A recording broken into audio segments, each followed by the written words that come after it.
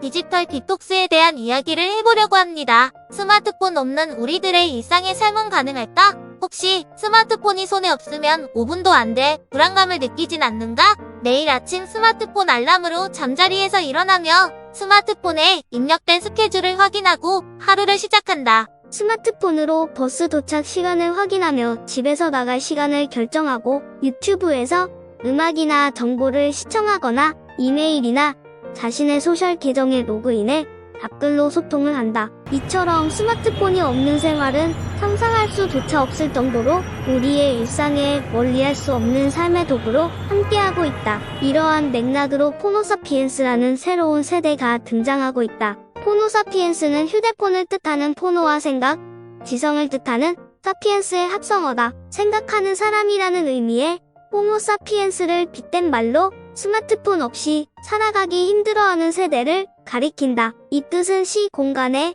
제약 없이 자유로운 소통이 가능하고 빠른 정보 전달로 정보 격차가 해소되는 등 사람들이 스마트폰을 통해 점차 편리한 생활을 누리게 되면서 생겨난 신조어라고 할 수 있다. 인간이 오스트랄로피테쿠스부터 호모 하빌리스, 호모 에렉투스를 거쳐 호모 사피엔스로 진화했듯이 휴대전화 역시 여러 단계를 거쳐 지금의 스마트폰으로 진화했음을 의미하는 것이다. 이처럼 IT 기술이 발달하면서 우리 생활은 더욱 편리하고 윤택해졌지만 그로 인한 부작용도 함께 증가하면서 스마트폰의 급속한 보급에 따른 우리의 목소리가 커지고 있다. 그 이유는 스마트폰의 최대 장점인 다양한 기능으로 인해 일반 휴대폰이나 컴퓨터보다 중독 소지가 더 크다는 것이다. 많은 사람들이 스마트폰이 없으면 불안감을 느끼고 우울해하며 심지어 공포 증세까지 보이는 이른바 노모포비아 증상을 겪고 있다고 해도 과언이 아닐 것이다. 노모포비아란 노모바일과 공포를 뜻하는 포비아의 줄임말로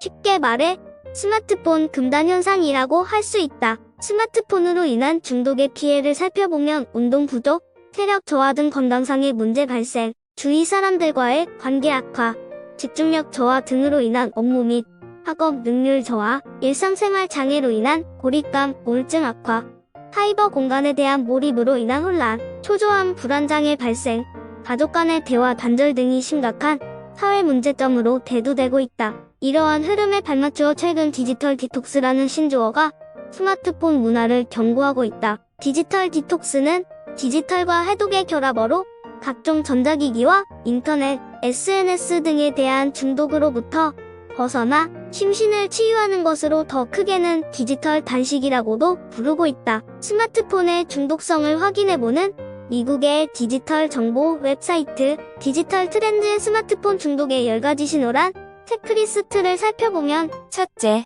화장실에 갈 때조차도 스마트폰을 사용한다. 둘째, 주머니에 스마트폰이 없으면 패닉 상태에 빠진다. 셋째, 같은 스마트폰 사용자를 만났을 때 그 스마트폰 이야기만 한다. 넷째, 스마트폰이 고장나면 친구를 잃은 것 같은 느낌이 든다. 다섯째, 충전한 배터리가 하루 동안 지속되기 힘들다. 여섯째, 스마트폰 요금 10만원 정도를 지불하기 위해 생활비를 줄인다. 일곱째, 내 스마트폰에 관한 것을 스마트폰을 통해 알아본다.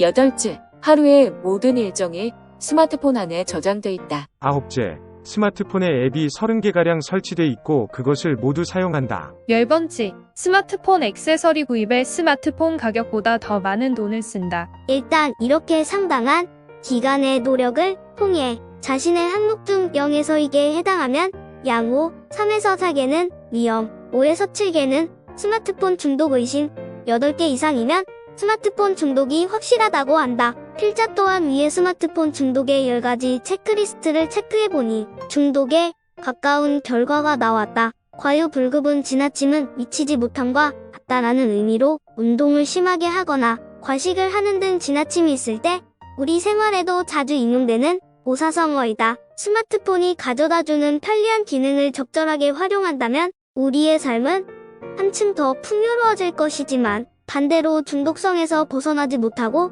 스마트폰의 삶을 지배당한다면 디지털 디톡스의 치유로 스마트한 삶으로 전환해야 할 것이다. 결론적으로 스마트폰에 터치 한 번으로 원하는 것이 모두 이루어지는 스마트 시대의 편리함도 좋지만 가끔 잠시 스마트폰을 꺼두고 가족이나 친구들과 눈을 마주보며 진솔한 대화를 나눠보거나 주변의 올레길을 산책해보는 것은 어떨까? 스마트폰 중독은 스마트폰을 이용하는 것이 적당하지 않은 정도로 지나치게 많이 하는 것을 말하며, 이는 스마트폰을 사용하는 것이 일상생활에 지나치게 중요해지거나 사용을 강요하는 욕구가 생기면서 발생시킨다. 대처 방법으로는 기준을 세우고 적절한 사용량을 유지하는 것, 사용 시간을 제한하는 것, 일정 시간마다 휴대폰을 끄는 것, 사용하는 용도를 고려하는 것, 일상생활에서 다른 활동을 즐기는 것 등으로 스마트한 삶을 영위하기를 소망해본다. 감사합니다.